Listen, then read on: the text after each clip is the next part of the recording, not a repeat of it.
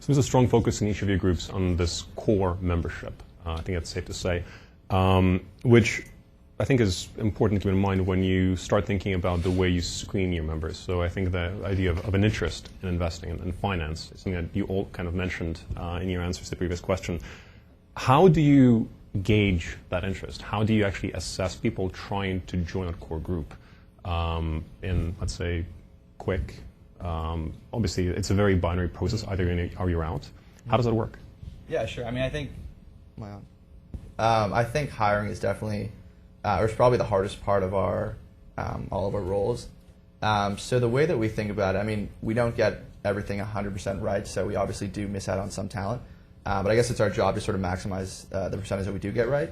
And I guess the way we do that is just being thoughtful about the interview and the application process. So we had about 100 to 150 applications last year for around 10 to 12 positions. And the way that we structured is sort of similar to sort of an industry recruiting or what you would see in the industry. So we have sort of 2 rounds of interviews. The first round has your typical mix of behavioral, market, and technical questions.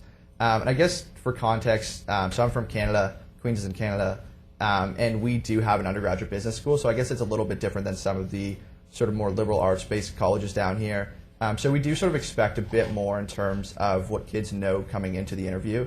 But we do also know that, as a freshman, you're not going to know that much. I still don't know that much.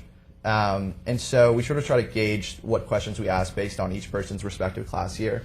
Having said that, we do also place a pretty big emphasis on sort of the less quantitative side, so like the culture, the fit, and obviously that's sort of a hard thing to gauge just from one interview. But it is something that we try to sort of place an emphasis on, and we do that by asking sort of scenario questions, sort of asking them what sort of motivates them, and try to sort of get to what that person's core is. Yeah, I think ours is slightly different again.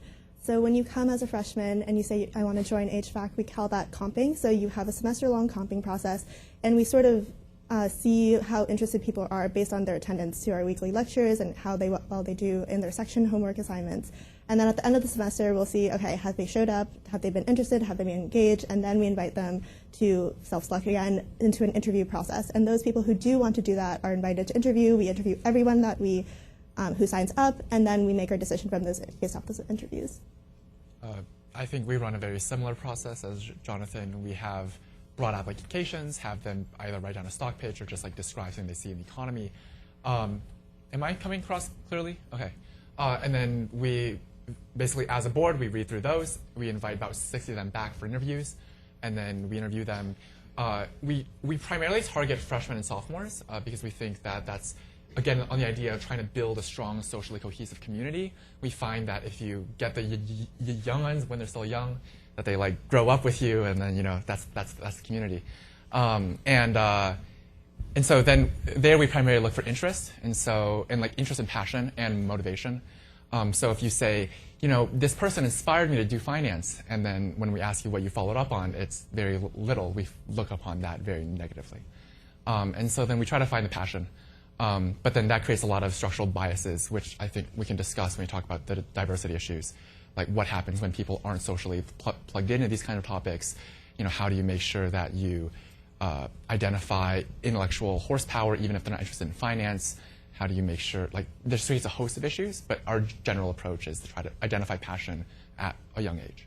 Yeah. So we base a lot of our recruiting process actually off of Bridgewater. So, we believe that we need to get the kids in young and make sure that we brainwash them appropriately.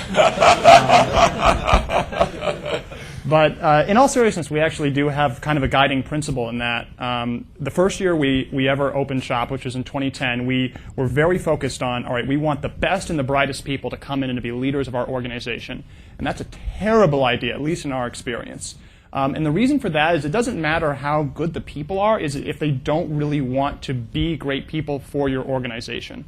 So since then, almost our entire focus is around fit. So, when you're a freshman coming in, we give very little to no weight at all to your prior amount of knowledge. We just want to assess, can you fit within our organization, and can you be the future leader who 2-3 years down the line will not only grow up with us, but then can give back and pay it forward. So to do that, we do the standard resume cuts with everybody else, and then we do social outings to see if they fit with us culturally, and then afterwards, we actually do use a lot of interview techniques from people who have gone and worked with Bridgewater before to get an idea of trying to get to their core thinking. An example of this is we'll ask them, core principle questions about how they think of leadership, and a fun result of the last round of interviews was it ended up that I, as a core principle, was a worse leader than Adolf Hitler and Joseph Stalin, according to our interviewees, which is a very interesting interview output, but it gets to the core of how people think based off different principles. Wow.